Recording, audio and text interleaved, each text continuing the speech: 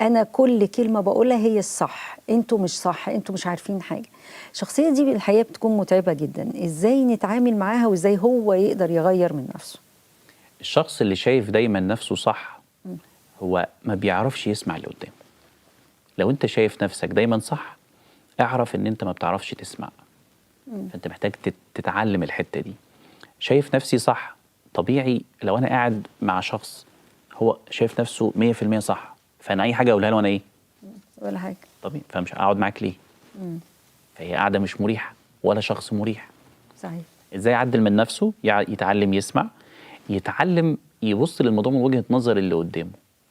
اخر حاجة ان هو ما يتسرعش في النصيحة. ما يتسرعش في النصيحه. بالظبط. يسمع اكتر. يسمع اكتر. جوزك لما بيجي يشتكي لك هو عارف الصح من الغلط، هو مش عايز يسمع نصيحة، هو عايز يتسمع. يتسمع.